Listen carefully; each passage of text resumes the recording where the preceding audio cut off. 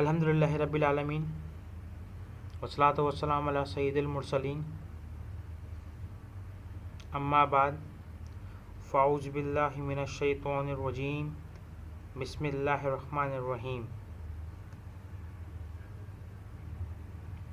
अस्सलामु अलैकुम वरहमतुल्लाहि वबरकातुहू। Dear students, today we will study chapter number 3 of chemistry of class 8. So I hope that you have the book, notebook and pencil. If you don't have any of the things, please collect it quickly. Now open chapter number 3 of your book. But first we have to recite the dua of ilm. Salatu wassalamu alayka ya Rasulullah wa ala alika wa ashabika ya Habiballah. Rabbi zidni ilma. Ya Allah, increase my knowledge. Salatu wassalamu alayka ya Nabiyullah wa ala alika wa ashabika ya Noorullah. तो बच्चों, हमने last time atom का introduction पढ़ा था और इसमें हमने देखा था कि कैसे एशियन साइंटिस्ट ये मानते थे कि एटम जो है वो मैटर का सबसे सिंपलेस्ट और इंडस्ट्रेबल और इनडिविजिबल पार्टिकल है, जिसको ना ही डिस्ट्रॉय किया जा सकता है और ना ही मज़ीद डिवाइड किया जा सकता है। फिर उसके बाद हमने कुछ थ्योरीज़ को डिस्कस किया और आने वाले वक्तों ने फिर इस बात को साबित किया कि एटम को मज़ीद उसके हिस्सों में, उसके मज़ीद सब पार्टिकल्स में डिवाइड किया जा सकता है, जिसमें इलेक्ट्रॉन, प्रोटॉन और न्यूट्रॉन उनके नाम थे। उसके बाद हमने कुछ डिस्कवरीज़ को भी डिस्कस किया कि किस तरह इलेक्ट्रॉन डिस्कवर हुआ, किस तरह प्रोटॉन डिस्कवर हुआ, क्या क्या उसमें ऑब्जर्वेशंस थी, किस तरह उनकी कैथोड रेज, एनोड रेज उनको नाम मिला और उनमें क्या क्या प्रॉपर्टीज़ थी। अब जो हमारा टॉपिक है वो है डिस्कवरी ऑफ न्यूट्रॉन का। Discovery of neutron James Chadwick नाम के साइंटिस्ट ने इसको डिस्कवर किया 1932 के अंदर, और 1932 में इसने ये दुनिया को बताया कि एटम के अंदर एक और पार्टिकल है जो कि प्रोटॉन से काफ़ी डिस्टिंक्ट यानी या डिफरेंट है, और उसका नाम उसने उसको न्यूट्रॉन दिया, जिस पर जेम्स चैडविक को नोबेल प्राइज़ भी मिला। इस पर सवाल है कि इस पर इसको इतनी पजीराई क्यों मिली। वो इसलिए क्योंकि इस डिस्कवरी से कई दूसरे टॉपिक्स या हिस्ट्री में कई एक्सपेरिमेंट्स किए गए, उनके सवालों के जवाब भी इस डिस्कवरी ने दिए, जो हम इंशाल्लाह इस टॉपिक में डिस्कस भी करेंगे। तो ये एक्सपेरिमेंट कुछ इस तरह किया गया था कि एक तरफ गीगर काउंटर नामी एक तरह का एम्पलीफायर लगाया गया जो इस चीज़ को डिटेक्ट करता था कि आया इसकी तरफ कौन सी रेज आई हैं, कि आया वो पॉजिटिव हैं, नेगेटिव हैं या न्यूट्रल रेज हैं। तो उसने एक तरफ लेफ़्ट हैंड साइड पे उसने एक रेडियम का सोर्स लिया, उसको लेड बॉक्स के अंदर रखा और उसके सामने एक ब्रिलियम का पार्टिकल यानी कि एक ब्रिलियम एटम को उसके सामने रखा और उसके ऊपर अल्फ़ा पार्टिकल्स की बम्बार्टमेंट करवाई, यानी कि अल्फ़ा पार्टिकल्स को उन पे हिट करवाया। उसके नतीजे में क्या हुआ कि उसमें से न्यूट्रल रेज इमिट हुई। हालांकि रेज जो थी वो जो उसने इस पे इमिट आउट करवाई थी वो अल्फ़ा रेज थी, लेकिन जो उस ब्रिलियम को अटैक करने के बाद या उसको टच करने के बाद जो उसके बाद जो न्यूट्रल निकली, जो एन के नाम से दी गई, वो न्यूट्रल या न्यूट्रॉन या न्यूट्रल रेज थी। लेकिन वो रेज आगे तक नहीं पहुंच सकी, जिसकी वजह थी सेंटर में मोस्ट प्रोटॉन कॉजिंग केमिकल या एक मीडियम जिसका नाम पैराफिन है। जब इसने इसको हिट करा तो उसके बाद प्रोटॉन्स आगे नज़र आए, क्योंकि उस तरफ एक चार्ज भी मौजूद था, एक मैग्नेटिक मीडियम बना हुआ था। तो हमने ये पिछले बारी में इसको डिस्कस भी किया है कि कैथोड रेज और एनोड रेज दोनों मैग्नेटिक फील्ड में ट्रैवल कर सकती हैं या डाइवर्ट हो सकती हैं, यानी कि उन दोनों पे चार्ज है तो वो अपोजिट चार्ज की तरफ अट्रैक्ट हो सकती हैं। चूँकि न्यूट्रॉन या न्यूट्रल के ऊपर कोई चार्ज नहीं होता, तो इसलिए वो मैग्नेटिक फील्ड में गया ही नहीं, जो कि इसकी डिस्कवरी की सबसे बड़ी वजह थी कि हाँ बिल्कुल इस सेकंड मीडियम में इस रेस के अंदर, इस पार्ट के अंदर कुछ रेज इमिट आउट हुई, लेकिन वो गीगर काउंटर तक नहीं पहुंच पाई, वो गीगर काउंटर तक नहीं पहुंच पाई, जिसकी वजह यही थी। अब ये कुछ प्रॉपर्टीज़ हैं, जब ये न्यूट्रॉन हमारे पास डिस्कवर हुआ उसके बाद इसकी कुछ प्रॉपर्टीज़ हैं आए हमारे सामने, जिसमें ये था कि न्यूट्रॉन या neutral rays are neutral particles, no net electric charge, कोई इलेक्ट्रिक चार्ज इनके अंदर मौजूद नहीं होता। Neutron rays have zero magnetic movements, और न्यूट्रॉन रेस या न्यूट्रल रेस के में कोई मैग्नेटिक मूवमेंट नहीं होता, जो कि अभी हमने डिस्कस भी किया कि किसी भी चार्ज की तरफ डाइवर्ट नहीं होती। अभी मैंने आपको कहा था कि इसकी डिस्कवरी जो है वो निहायत ही ज़रूरी थी, और उसने पिछले कई सवालों के जवाब दिए। तो अब अभी हम ज़रा इसी से रिलेटेड एक टॉपिक डिस्कस करेंगे, जिसमें हमें ये अंदाज़ा होगा कि बिल्कुल जो 1932 में जो न्यूट्रॉन डिस्कवर हुआ उसकी एक अपनी हिस्ट्री और अपनी एक तारीख़ है, और वो एक बहुत अहमियत का हामिल है आज भी। तो उसके लिए एक टॉपिक पढ़ना नहायत ज़रूरी है, वो है रेडियो एक्टिविटी क्या है। ये एक ऐसी प्रॉपर्टी है किसी भी मैटर की या किसी भी एटम की जो अपने न्यूक्लियस से एक अपने पार्ट ऑफ एटम से एक ख़ास तरह की रेडिएशन को या एनर्जी को या शुआओं को इमिट करे। उस तरह के ख़ास किस्म के मैटर या एटम को हम रेडियो एक्टिव एलिमेंट कहते हैं। और इस प्रॉपर्टी को कि एटम का अपने न्यूक्लियस से रेडिएशन प्रोड्यूस करना, एक ख़ास किस्म की एनर्जी प्रोड्यूस करना, वो प्रॉपर्टी आपके पास रेडियो एक्टिविटी कहलाती है। और ये चीज़ कब मालूम पड़ी? 1896 के अंदर एक फ्रेंच फिजिसिस्ट थे जिनका नाम था हेनरी बैक्यूरेल।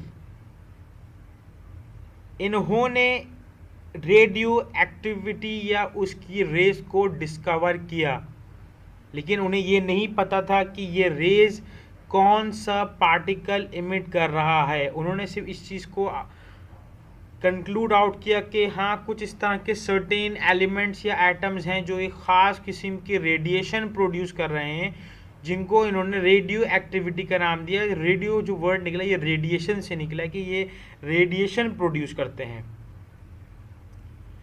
हम अपनी ये कॉमन एग्जाम्पल इस तरह के एलिमेंट अपनी लाइफ में बहुत दफ़ा देख चुके हैं। इस तरह की कुछ चीज़ें हमारे आसपास चीज़ें सेल आउट होती हैं कि इस तरह के प्रोडक्ट्स में भी ये रेडियो एक्टिव एलिमेंट इस्तेमाल होते हैं कि जब हम इनको डार्क साइड पे लेके जाते हैं तो ये ग्लो आउट करते हैं, या ये अपने आप को ग्लो करते हैं, जलते हैं, या ये लाइट प्रोड्यूस करते हैं। इस तरह की वॉचेज़ और इस तरह की कई चीज़ें या तस्बीहात वगैरह हमारे घर में मौजूद होती हैं, जो हम अगर हम इसको किसी डार्क रूम में ले जाएं तो वो एक तरह की लाइट या रेडिएशन प्रोड्यूस कर रही होती हैं। वो क्या है? वो यही रेडियो एक्टिव एलिमेंट है। हमारे प्रोडक्ट में जितनी चीज़ें यूज़ होती हैं आमतौर पे ये रेडियम वगैरह, ये सब रेडियो एक्टिव एलिमेंट्स कहलाते हैं। ये लगातार लाइट को या रेडिएशन को इमिट आउट कर रहे होते हैं, लेकिन ये हमें बहुत ज़्यादा लाइट में नज़र नहीं आता। जब हम इन एलिमेंट्स को किसी डार्क एरिया में लेकर जाते हैं जहाँ पे लाइट की इंटेंसिटी कम हो, रोशनी की नौयत कम हो, तब हमें ये एलिमेंट्स और इनकी ये प्रॉपर्टी देखने को मिलती है। आई होप बच्चों आपको रेडियो एक्टिविटी और रेडियो एक्टिव एलिमेंट्स का कॉन्सेप्ट समझ में आ गया होगा कि ये अभी तक ये पता नहीं लगा कि ये रेडिएशंस कौन प्रोड्यूस कर रहा है, इतना पता है बस ये एलिमेंट से इमिट आउट हो रही हैं। 1902 1902 मैं आपको यहाँ पे बीच में याद दिलाता रहूँ कि आपको ये चीज़ अपने जहन में रखनी है कि 1932 के अंदर न्यूट्रॉन का नाम मिला और इसको एक पार्टिकल की हैसियत मिली कि हाँ ये एक पार्ट है एटम का। ये आपने याद रखना है और उसी टॉपिक को समझते हुए चलना है कि किस तरह हमारे पास 1932 में ये न्यूट्रॉन डिस्कवर हुआ और किस तरह हिस्ट्रीज के अंदर इनके जवाब जाके जो एक्सपेरिमेंट किए गए, जो इस तरह की चीज़ की गई, वो उनके जवाब आपको 1932 में मिले। तो 1902 में एक ब्रिटिश फिजिसिस्ट थे जिनका नाम अर्नेस्ट रदरफोर्ड था, नहायत ही मशहूर न्यूजीलैंड में पैदा होने वाला साइंटिस्ट, जिन्होंने रेडियो एक्टिविटी की नेचर पर एक एक्सपेरिमेंट करा। और वो एक्सपेरिमेंट कुछ इस नेचर के एतबार से किया कि रेडियो एक्टिव में से 3 तरह की, ये 3 टाइप्स की, 3 किस्म की मुख्तलिफ रेज इमिट होती हैं, शुआएँ इमिट होती हैं। यानी कि जो रेडियो एक्टिव एलिमेंट्स हैं इसमें से जो रेज निकल रही हैं वो 3 टाइप की रेज हैं। अभी फ़िलहाल इसके नाम आपको बता रहा हूँ। इसमें एक का नाम है अल्फ़ा रेज जिस पर पॉजिटिव चार्ज होता है, बीटा रेज जिस पर नेगेटिव चार्ज होता है, और गामा रेज जिस पर कोई भी चार्ज नहीं होता है। उन्होंने ये एक्सपेरिमेंट कुछ इस तरह किया कि उन्होंने एक लेड का बॉक्स लिया और उसके अंदर एक रेडियो एक्टिव एलिमेंट को प्लेस आउट कर दिया और एक स्मॉल सा पोर्शन उसके लिए ओपन रखा, लेकिन उसके सामने और एक फोटोग्राफी प्लेट लगा दी जिससे ये डिटेक्ट हो सके कि कितनी रेज किस तरफ डाइवर्ट हुई हैं। और उन्होंने उसके आसपास एक मैग्नेटिक मीडियम क्रिएट किया जिसमें एक तरफ पॉजिटिव साइड को रखा और एक तरफ नेगेटिव साइड को रखा। अब हुआ कुछ यूँ कि जब इसमें से रेज इमिट हुई इस रेडियो एक्टिव एलिमेंट के में से, तो कुछ रेज लेफ्ट की साइड पे गई जहाँ पे एक ख़ास किस्म का चार्ज था, कुछ रेज राइट साइड पे गई जहाँ पे एक डिफरेंट किस्म का चार्ज था, लेकिन कुछ रेज ऐसी थी जो बिल्कुल स्ट्रेट गई, ना लेफ्ट और ना ही राइट, बिल्कुल स्ट्रेट जाके फोटोग्राफिक प्लेट पे हिट हो गई। फिर जब उन्होंने ये चीज़ ऑब्जर्व करी कि जो लेफ्ट वाली रेज गई हैं वहाँ पर क्या चार्ज है, तो उन्होंने ये ऑब्जर्व किया कि वहाँ पे नेगेटिव चार्ज था। जब वहाँ पे नेगेटिव चार्ज था तो इसका मतलब ये है कि इनके ऊपर चार्ज पॉजिटिव है, इसलिए ये उस तरफ गई, क्योंकि हमें पता है कि डिफरेंट चार्ज वाली चीज़ें आपस में एक दूसरे को अट्रैक्ट आउट करती हैं। तो लेफ्ट हैंड साइड पर उन्होंने नेगेटिव चार्ज को रखा था, तो इसलिए वहाँ पे पॉजिटिव रेज गई जिनको इन्होंने अल्फ़ा का नाम दिया। उसी तरह राइट हैंड साइड पे आपका नेगेटिव चार्ज था, उसकी तरफ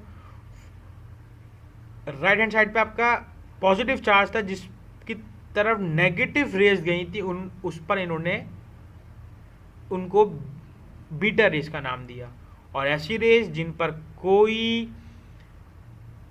मीडियम की तरफ अट्रैक्ट नहीं हुई थी, जो बिल्कुल स्ट्रेट जाके हिट आउट हो गई थी, उनको उन्होंने गामा रेज का नाम दिया। ये सब न्यूट्रॉन की हिस्ट्री के लिए जानना क्यों ज़रूरी है? क्योंकि अब तक ये एक्सपेरिमेंट्स होते चले गए रेडियो एक्टिविटी के पॉइंट ऑफ व्यू से, लेकिन अभी तक किसी ने इस न्यूट्रल पार्टिकल पे ध्यान नहीं दिया कि ये कौन सी रेज है जो स्ट्रेट जाके लग रही हैं, बिल्कुल स्ट्रेट।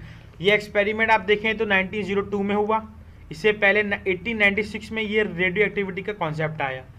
यानी कि उस वक्त तक इतने 5-6-7 सालों में ये आइडिया या ये कॉन्सेप्ट अभी तक नहीं आया समझ में कि ये कौन सी रेज है जो किसी की तरफ डाइवर्ट नहीं हो रही।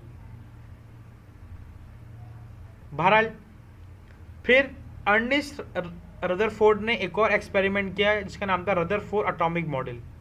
उससे पहले मैं ये न्यूट्रॉन का टॉपिक कंक्लूड आउट करता हूँ कि इसके बाद कई फर्दर एक्सपेरिमेंट्स किए गए और जेम्स चैडविक ने इन सब एक्सपेरिमेंट्स को एक जगह रखा, उसको कंक्लूड आउट किया, और उन सब में एक चीज़ कॉमन पाई कि कुछ इस तरह की रेज मौजूद हैं जो कोई चार्ज नहीं रखती, जो हर एक्सपेरिमेंट में किसी मैग्नेटिक फील्ड की तरफ नहीं गई, ना ही वो पॉजिटिव की तरफ गई और ना ही वो नेगेटिव की तरफ गई। तो इसका मतलब है इसमें कोई थर्ड पार्टिकल भी मौजूद है जो कि ये सब काम कर रहा है, जो ये चीज़ परफॉर्म आउट कर रहा है। तो फिर ये ब्रिलियम के प्रोसेस जो हमने बिल्कुल स्टार्ट में पढ़ा कि उन्होंने ब्रिलियम पे अल्फा पार्टिकल्स की जो जिनको नाम 1902 में जेम्स अर्नेस्ट रदरफोर्ड ने दिया था, वो अल्फा पार्टिकल जेम्स चैडविक ने अपने एक्सपेरिमेंट में ब्रिलियम पे बम्बार्डमेंट करवाई और उसके बाद आपको न्यूट्रॉन पार्टिकल मिला जो हमने बिल्कुल स्टार्टिंग में डिस्कस किया। तो इसी बुनियाद पर जेम्स चैडविक को नोबेल प्राइज़ और 1932 में ऑफिशियली न्यूट्रॉन का कॉन्सेप्ट आपको हमारे सामने आया। और ये नहायत इसलिए भी ज़रूरी है क्योंकि ये न्यूक्लियर रेडिएशन के अंदर गामा रेज बहुत अहम रोल प्ले करती हैं। मैंने आपको कहा था कि कई सवाल के जवाब इस न्यूट्रॉन ने दिए। तो यूरेनियम वगैरह और जो दूसरे रेडियो एक्टिव एलिमेंट्स हैं, इन सब के अंदर जो ऐसी रेज हैं जो सबसे ज़्यादा इम्पैक्ट रखती हैं वो गैमा रेज हैं, और इनको जो है इनसे काफ़ी डिफरेंट इसलिए माना जाता है क्योंकि इन पर कोई चार्ज नहीं है। और 1932 के इस एक्सपेरिमेंट के बाद उन सब एक्सपेरिमेंट्स के जवाब मिल गए कि ये जो गैमा रेज थी, ये जो यहाँ पे डाइवर्ट नहीं हुई, ये सब जो हैं ये न्यूट्रॉन या न्यूट्रल या गैमा रेज थी। तो जेम्स चैडविक ने ऑलमोस्ट 15 to 20 ईयर्स से ज़्यादा एक्सपेरिमेंट्स और साल लगाने के बाद इन सारे एक्सपेरिमेंट्स को इस तरह कंक्लूड आउट किया कि आपके फला फला एक्सपेरिमेंट्स के अंदर जो जो ऐसे पार्टिकल्स थे जो किसी मैग्नेटिक फील्ड में नहीं जा रहे थे, वो सारे न्यूट्रॉन थे। अर्नेस्ट रदरफोर्ड ने एक और एक्सपेरिमेंट किया जो कि नहायत ही मशहूर हुआ। वो एक्सपेरिमेंट कुछ इस तरह था, सिंपली तौर पर हम इसको समझेंगे कि उसने एक फील्ड क्रिएट आउट करी और उसके बीच में एक गोल्ड फॉइल लगाया जिसके ऊपर जिंक सल्फेट का कोट किया हुआ था। जिंक सल्फेट का कोट करने का मकसद ये था कि उस पर शाइन आ जाए और वो पार्टिकल जो है वो उसमें से एक्सक्रीट आउट या उसमें से पार भी हो जाए। उसने सेम अपने उसी एक्सपेरिमेंट के पार्ट को दोहराया कि उसने एक बॉक्स के अंदर एक ऐसा पार्टिकल रखा जो अल्फा पार्टिकल प्रोड्यूस करता था, और जब वो अल्फा पार्टिकल उसने उस गोल्ड फॉइल पे लगवाए, उस पे अटैक करवाए, उस पर उनको अप्लाई किया या उस पर उन पर बम्बार्डमेंट करवाई, उन पर बहुत सारे एक साथ रेज इमिट आउट करवाई, तो उसने कुछ 3 तरह की ऑब्जर्वेशंस करी। वो क्या हैं? पहली ऑब्जर्वेशन थी कि most alpha particles travel through the foil undeflected. बहुत सारे ऐसे अल्फा पार्टिकल्स थे जो सीधे सीधे इसमें से पास आउट हो गए, बिल्कुल स्ट्रेट जाके उस फॉइल से पास हुए और जाके उस ऑब्जर्वेटरी पे टकरा गए। उस पर उसने क्या कंक्लूड किया कि the atom is mostly empty space, कि एटम का ज़्यादातर हिस्सा जो है वो खाली है। लेकिन कुछ ऐसे अल्फा पार्टिकल्स थे जो टकराने के बाद एक डिफरेंट एंगल में डाइवर्ट हो गए, उनका एंगल चेंज हो गया। तो उस पर उन्होंने ये इंटरप्रिटेशन की, the nucleus is positively charge particle as is the alpha particle, कि यहाँ पर एक तरह का हिस्सा मौजूद है। अभी फिलहाल उन्होंने उसका नाम नहीं दिया था, यहाँ तो खैर मेंशन हुआ हुआ है कि न्यूक्लियस है, लेकिन उन्होंने ये चीज़ इंटरप्रेट की कि यहाँ पर कोई एक ऐसे बीच में सेंटर में चीज़ मौजूद है जिस पर पॉजिटिवली चार्ज कोई चीज़ है जो इससे टकरा के डाइवर्ट हुई, क्योंकि अल्फा पार्टिकल्स पे खुद पॉजिटिव चार्ज होता है। और कुछ ऐसे पार्टिकल्स थी जो उससे टकरा के बिल्कुल रिवर्ट बैक कर गई, बहुत ही कम ऐसी थी जो उससे टकरा के बिल्कुल वापसी आ गई। तो उस पर उन्होंने ये कंक्लूड किया कि कुछ ऐसा पार्ट है एटम के अंदर जो मास रखता है जिससे टकरा के कुछ रेज वापसी आई हैं। अभी तक उसको हम न्यूक्लियस का नाम नहीं दिया था, अभी सिर्फ हमने जिस तरीके इसको ऑब्जर्वेशन में पढ़ा है। अब उन्होंने कुल टोटल 12,000 अल्फा पार्टिकल्स को इसमें रिबाउंड करवाया था, जिसमें से मोस्टली जो हैं 8,000 के करीब अंदाजन वो स्ट्रेट चली गई, कुछ डाइवर्ट हो गई, और बहुत ही कम जो थी 400 या उसके कुछ करीब थी वो वापसी रिवर्ट बैक हो गई। तो ये उनकी ऑब्जर्वेशन थी। इसको आप कुछ इस तरह भी समझ सकते हैं कि इस सेंटर पार्ट को आप, जिसे आज आज हम न्यूक्लियस कहते हैं, उस कुछ जो थी वो बिल्कुल स्ट्रेट चली गई, कुछ उसके साइड से टकरा के डिफ्लेक्ट हुई थी, और कुछ उसके सेंटर से टकरा के वापसी आ गई थी। अब उसने ये कंक्लूड किया कि most of the space inside the atom is empty because most of the alpha particle pass through the gold foil without getting reflected. कि एटम का ज़्यादातर हिस्सा खाली है क्योंकि गोल्ड फॉइल में से कई अल्फा पार्टिकल स्ट्रेटली तौर पर जा चुके थे। Very few particles were deflected from there path. बहुत ऐसे कम पार्टिकल्स थे जो उसमें से डिफ्लेक्ट हुए थे, indicating that the positive charge of an atom occupies very little space. जो इस बात को कंक्लूड करता था कि एटम के अंदर बहुत छोटा सा हिस्सा है जो पॉजिटिव चार्ज रखता है अपने अंदर।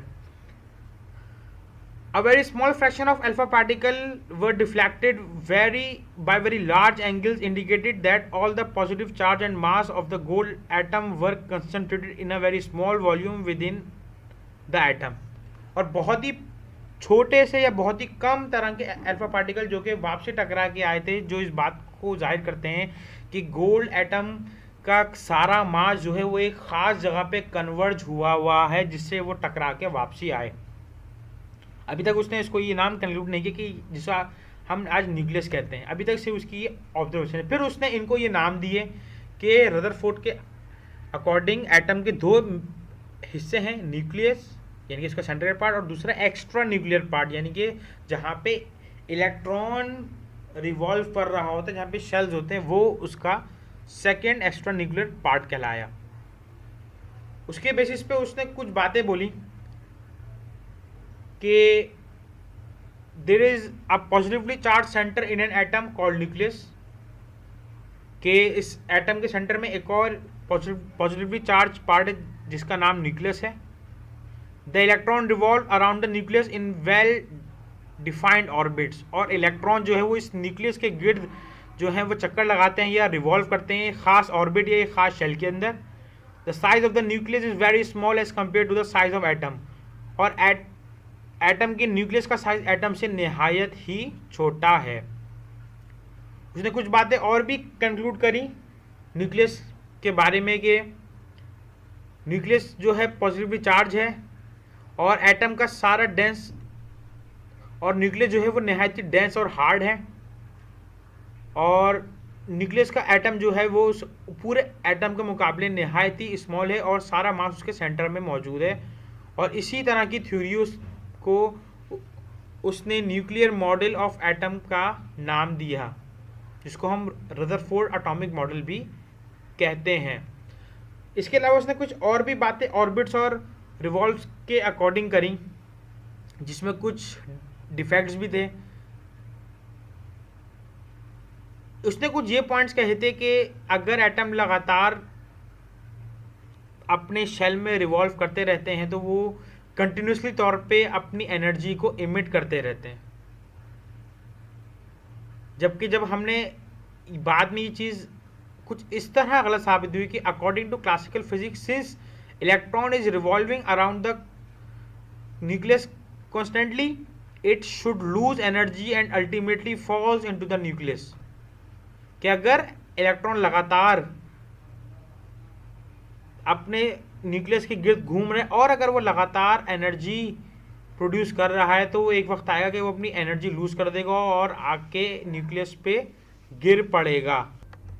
फिर उसने दूसरा पॉइंट ये कहा था कि if the revolving electron emits energy continuously then there would be continuous spectrum, but in contrast to it we get line spectrum from the atoms of element। कि अगर इलेक्ट्रॉन लगातार एनर्जी इमिट कर रहे हैं तो उनका स्पेक्ट्रम जो है, जो उनकी एनर्जी की लेंथ है, वो बिल्कुल कंटिन्यूस बननी चाहिए। लेकिन कई एक्सपेरिमेंट्स के बाद जो है वो देखा गया कि नहीं, इलेक्ट्रॉन की जो एनर्जी की रेडिएशन है या जिस तरह वो एनर्जी जिस वक्फे से डिलीवर करते हैं वो स्पेक्ट्रम जो है उनका वो कंटिन्यूस स्पेक्ट्रम नहीं बल्कि लाइन स्पेक्ट्रम है।